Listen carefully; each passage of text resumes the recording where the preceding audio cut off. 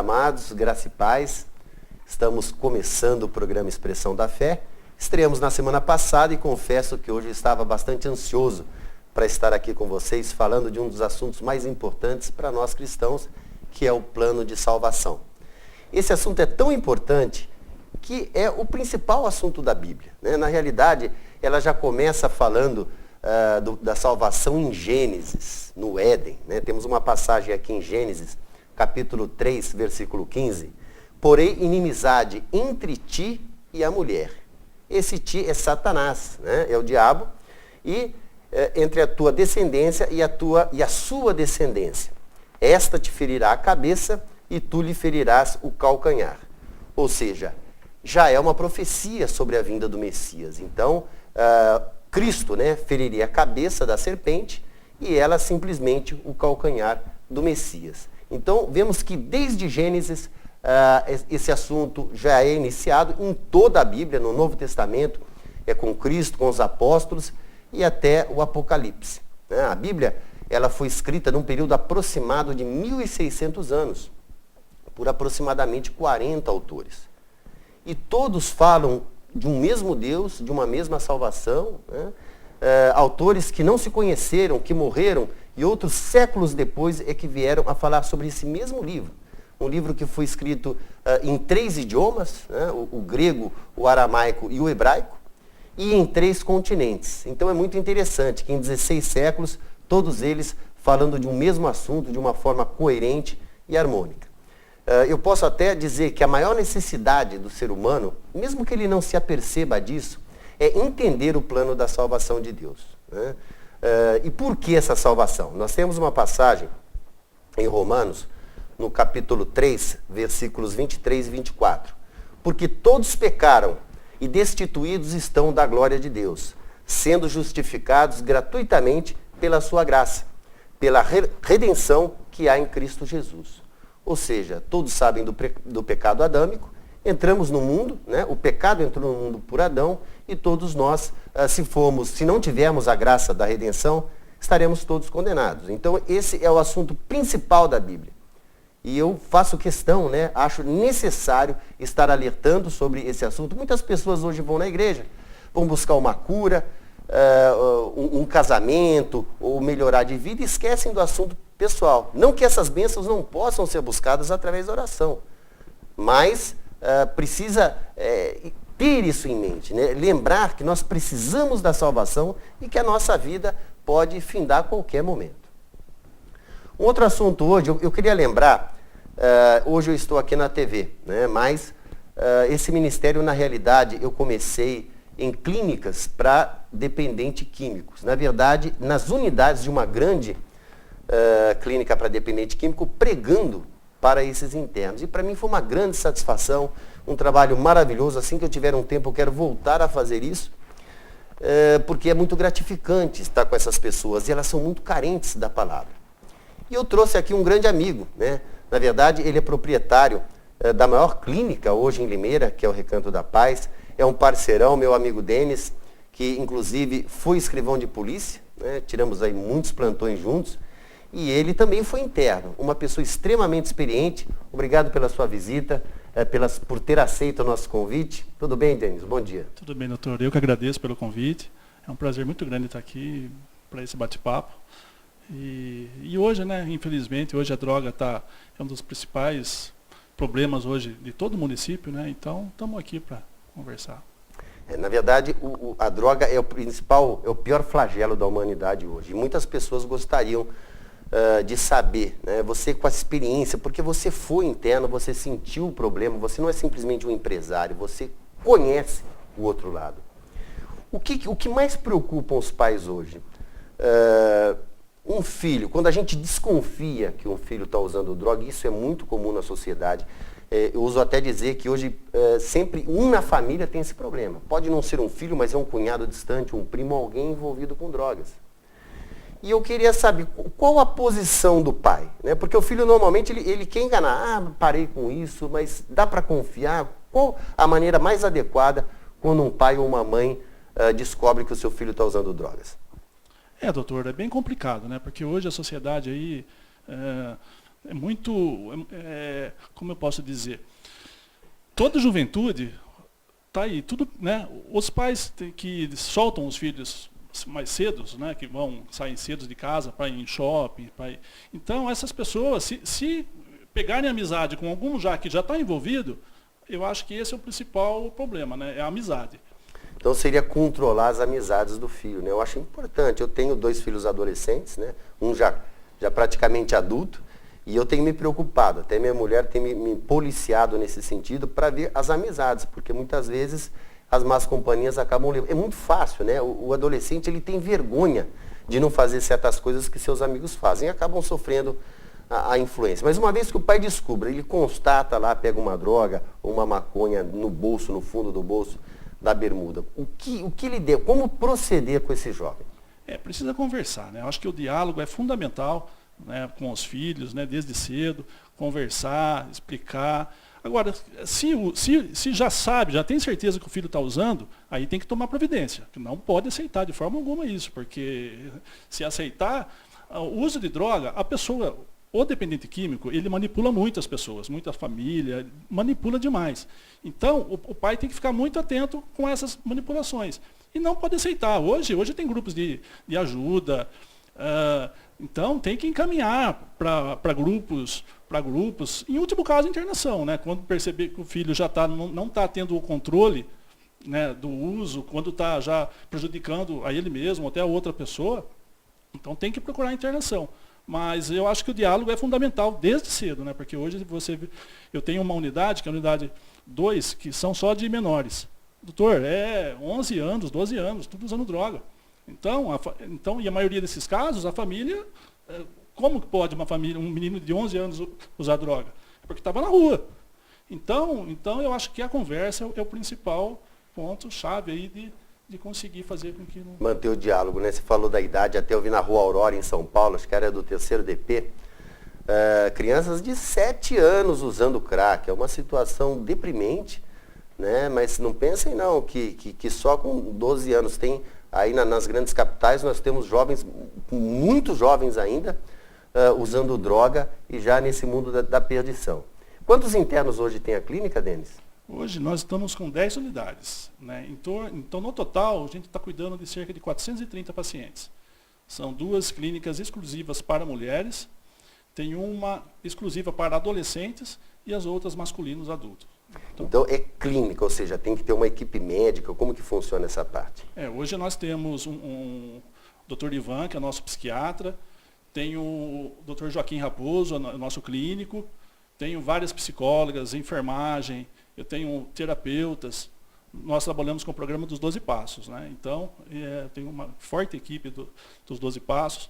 Então, reuniões todo dia para eles, muito afazeres. Eles não ficam parados, eles têm que aprender a enfrentar o problema, né? Porque o tratamento é 6 meses. 6 meses é um tempo curto. Para quem usa droga. Geralmente quem interna, porque já faz tempo que está usando droga. Então 6 meses passa rapidinho.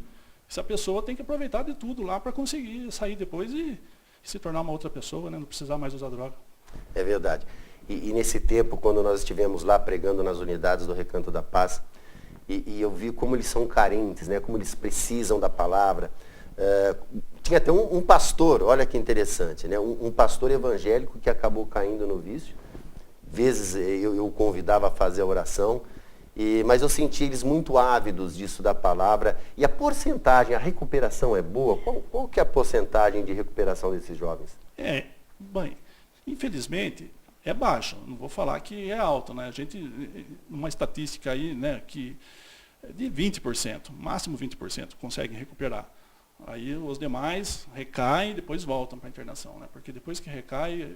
Só que o programa de recuperação ele é tão forte, se a pessoa recai, nossa, ela mesma pede ajuda depois para voltar.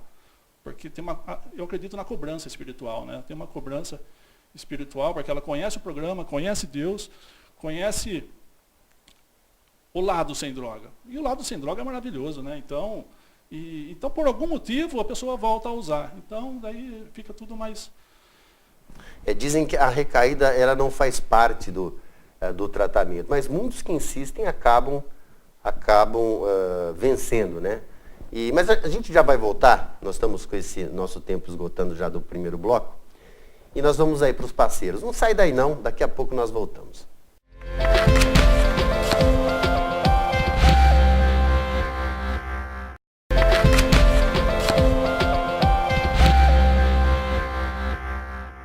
Estamos de volta falando de um dos assuntos mais importantes para o cristão, que é o plano de salvação.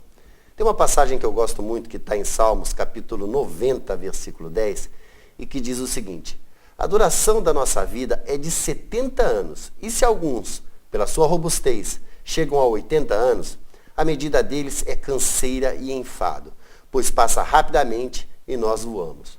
Ou seja, o que o texto está dizendo aqui, que depois dos 70 ou 80, é só canseira e enfado. E depois disso? Você já pensou onde você vai passar a sua eternidade? Tem muitas pessoas que não levam esse assunto a sério. Essa é uma opção pessoal, porque o único instrumento de fé do cristão é a Bíblia. Se nós atentarmos para uma leitura séria da Bíblia, nós verificaremos isso, em qualquer estudo teológico, que nós somos carentes de salvação, porque todos nós somos pecadores. Nós não somos pecadores porque pecamos. Ninguém se torna pecador porque praticou algum pecado. Nós somos pecadores por natureza, pecadores por excelência. Só conseguimos pecar porque somos pecadores. E por isso nós somos dependentes de Deus na graça da salvação. Nós não temos nenhum direito a isso. A graça é um dom gratuito de Deus e devemos nos preocupar com isso, antes que seja tarde demais. Porque a nossa vida, ela não tem, para morrer basta estar vivo, E é uma verdade isso aí. Diz em Efésios, na carta de Paulo aos Efésios, capítulo 2, versículos 8 e 9, porque pela graça sois salvos, por meio da fé. E isto não vem de vós, é dom de Deus. Não vem das obras, para que ninguém se glorie. Então, meu amigo, meu irmão, não nos esqueçamos, do grande projeto de Deus para nossas vidas, que foi o oferecimento da salvação. Quantos hoje estão dissociados dessa ideia? E eu me preocupo muito com isso, porque é um assunto que nós deveríamos levar a sério e não negligenciar. Bom, mas nós estamos também num bate-papo aqui com o Denis, que ele é nosso parceiro e proprietário da Clínica Recanto da Paz, uma clínica importantíssima em Limeira, faz um trabalho com muitos internos, são mais de 10 unidades, e eu gostaria de continuar fazendo algumas perguntas para você, Denis, porque muitas famílias têm esse problema, você é conhecedor disso, não só como empresário, mas já o era como polícia civil, enfim. Como internar? Os custos também, porque eu sei que essas internações elas não são baratas, muitas pessoas são carentes, muitos que precisam do tratamento não têm condições financeiras. Como que é trabalhado isso? Tem algum convênio com a prefeitura? Como que funciona a clínica? Então, doutor, hoje nós temos um convênio com a prefeitura, com o município, são 20 vagas no convênio. Então, a família tem que procurar o CAPS, e aí o CAPS avalia se o caso é de internação, e se for, aí eles encaminham para a gente. E também nós temos as vagas sociais, nós temos uma assistente social que faz uma triagem, e quando tem vaga, a gente fornece vaga social também. E aí tem as aulas particulares também, que aí variam, são muitas unidades, então cada unidade é um custo. Então o CAPS, para quem não sabe, é Centro de Atendimento Psicossocial, de Álcool e Drogas, que é um órgão da prefeitura. Então, a pessoa, primeiramente, ela é atendida pelo CAPS, e o médico é que vai decidir sobre a internação. É isso, Denis? É isso mesmo. Por enquanto, só são 20 vagas, mas eu acredito que no futuro bem próximo aí o nosso prefeito vai ampliar as vagas, tanto na nossa clínica ou com outras também que já estão regularizando aí para estar dando andamento nesse trabalho importante, porque hoje, infelizmente, a demanda é muito grande. Você estava falando da porcentagem, o irmão em casa pode achar que 20% é pouco. Olha, eu digo que 20% é muito, graças a Deus. Porque recuperar o indivíduo que já caiu na dependência química é quase impossível. Eu tenho, como cidadão e como um policial civil também, que tem uma experiência nesse mundo das drogas, que a grande saída para isso é a prevenção. Eu acho que a política, né, governamental, as políticas públicas deveriam se direcionar muito mais em relação à prevenção das drogas. Com relação ao cigarro, por exemplo, eu fui fumante, né? E estava me sentindo cada vez mais marginalizado, porque foi uma campanha vitoriosa. Hoje nós sabemos que em termos de polícia, é uma guerra perdida com os traficantes, né? Nós que somos policiais civis, no plantão policial é um flagrante atrás do outro, as apreensões de droga não param. Então, infelizmente, eu tenho que dizer isso, que nós perdemos essa guerra. E as políticas públicas deveriam se direcionar muito mais na prevenção, fazer um trabalho preventivo, inclusive nas escolas. Isso já foi discutido uma certa vez com a deputada federal Aline Correia. Eu achei interessante, né? De colocar nas escolas, já ensinar e deixar realmente de lado o traficante, né? Confiná-lo, porque tratar o dependente não é tarefa fácil, né, Denis? Você que é a pessoa adequada para falar sobre isso. Com certeza, doutor. O trabalho é difícil, né? Hoje, infelizmente, a maioria das pessoas até não aceitam a internação, né? A família lá tem que brigar, sabe, para trazer a força, ou faz a internação involuntária também, né? Então, quando a pessoa aceita o tratamento, já é um grande passo, né? É fundamental a pessoa aceitar o tratamento. E quando aceita, a família já tem que aceitar, providenciar a internação logo, porque, infelizmente, a maioria dos casos não aceitam o tratamento. E aí, aquela coisa, não aceita, traz, a gente consegue trazer, e depois de um mês, aí, 15 dias, já é uma pessoa normal, já sabe do problema. O dependente químico, na verdade, ele sabe que ele está sendo prejudicado, só que a droga não deixa ele pedir ajuda, né? Eu lembro que em mim, né, há 13 anos atrás, eu não conseguia pedir ajuda. O senhor que me internou, quantas vezes, né, o senhor, para, Denis, eu vou parar, doutor, e não conseguia. Eu lembro que de manhã eu acordava, antes para mim estar indo no trabalho, eu jurava para mim mesmo, hoje eu não vou usar. E chegava à tarde, eu estava lá na boca usando, entendeu? E aí arrependia. Então esse processo de usar, arrepender, né, a droga não deixa a pessoa pedir ajuda, né? Eu passei por isso, tem tantas pessoas passando por isso. Então, e o tratamento para quem aceita, para quem consegue ter um despertar espiritual, eu acredito muito nisso, né? Eu tive esse despertar dentro da clínica, e aí se torna dependente de Deus. O senhor usou um termo aí, dependente de Deus aí, que para mim isso é maravilhoso, né? Todo dependente que consegue se recuperar é aquele que se abraçou com Deus, pediu ajuda para Deus. E hoje Deus é meu melhor amigo. Com certeza. E esse é um assunto que eu adoro, né? Não só falar dessa questão dos entorpecentes pela nossa experiência na polícia, como essa questão de Deus, né? O Criador de todas as coisas. Mas o nosso tempo é curto. Vamos novamente aí para o nosso intervalo comercial e voltamos já, não saia daí.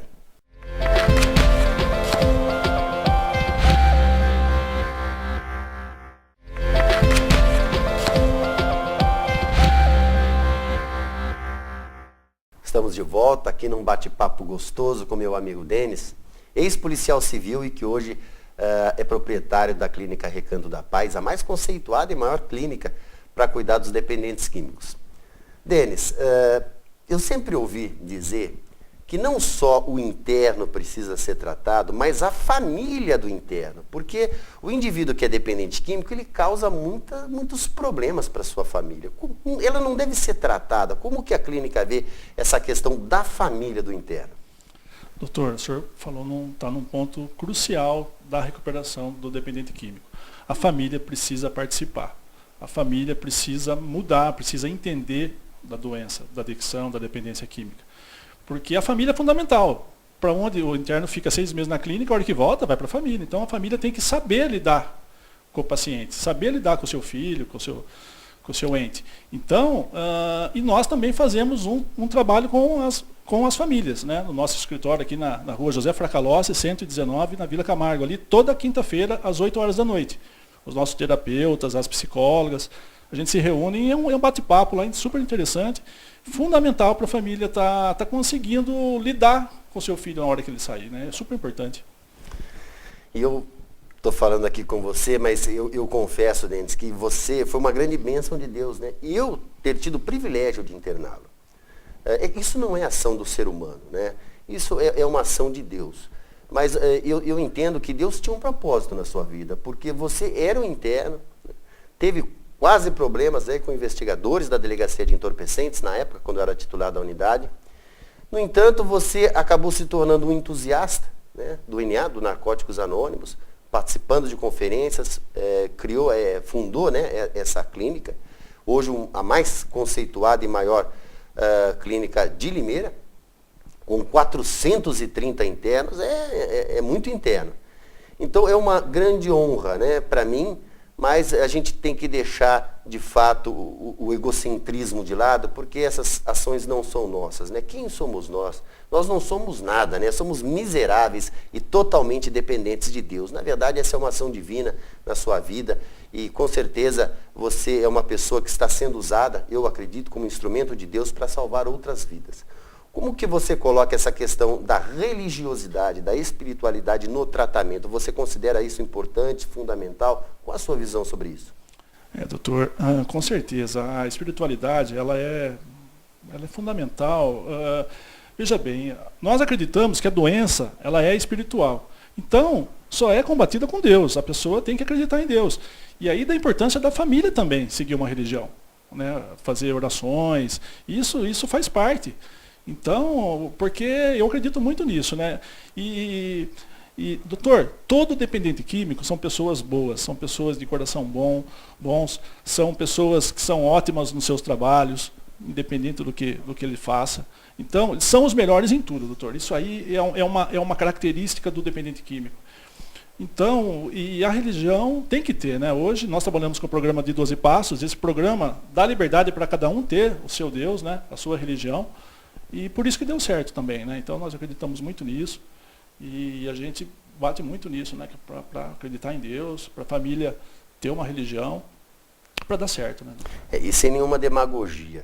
Eu tenho a oportunidade de pregar em algumas igrejas que me convidam, né? Aqui em Limeira, mas na época em que eu pregava para esses dependentes químicos, eu confesso que eu senti alguma coisa espiritual muito forte, né? Nós sentimos realmente a presença do Espírito Santo. E um trabalho muito gratificante. E eles são muito amorosos, né? Nós começamos lá com os adolescentes, depois passamos a pregar para os adultos, são mais disciplinados, mas eles são muito amorosos, eles pedem oração, eles nos abraçam. Era muito gratificante, não foram poucas vezes que nós choramos emocionados, né? Aqueles internos cantando músicas de louvor, quando não dava certo lá com o pendrive, um tocava o violão. É muito gostoso, um trabalho muito gratificante. Então, eu não tenho nem palavras, eu amo muito esses garotos, né? E, infelizmente não tenho tido muito tempo, Denis, mas eu prometo que volto lá para visitá-los e quem sabe levar a palavra. Qual que é o endereço? Você que é nosso parceiro, né? E, além de amigo, é nosso parceiro, aqui temos já o nosso comercial no break. Qual o endereço do escritório para que as pessoas possam ligar ou para ter até uma orientação para como entrar, até por esse convênio da prefeitura, que acredito que seja até a maioria? O endereço do nosso escritório é Rua José Fracalossi, 119, Vila Camargo. É bem próximo ali da antiga Companhia União. E o telefone? 7808-0222. Esse é meu celular pessoal. Para qualquer dúvida, qualquer informação, qualquer esclarecimento, a gente está à disposição. Isso é importante. Não só para você que tem um parente ou um familiar que precisa se internar, mas também para ser orientado a respeito desse assunto. Bom, por mim eu ficava o dia inteiro falando sobre isso, que eu gosto, até pela agradabilidade, né, da companhia do meu amigo Denis. Esse assunto é importante. Eu agradeço, né, a sua visita, Denis, e eu peço que você continue, não só como parceiro, né, nos comerciais, evidentemente, mas como orientador, porque nós vamos inaugurar um site. Muitas pessoas farão perguntas, muitas pessoas vão querer ter informações, né, sobre a questão do tratamento de dependentes químicos. E que você venha mais vezes, tá bom? Suas considerações finais. Tá ótimo, doutor. Eu que agradeço mais uma vez pela oportunidade de estar aqui com o senhor. O senhor é uma pessoa sem palavras para o senhor, né? O senhor tem esse dom, né, de doar, de ajudar, né? Não é qualquer pessoa que faz esse trabalho de ter essa boa vontade de estar indo numa clínica de recuperação, né?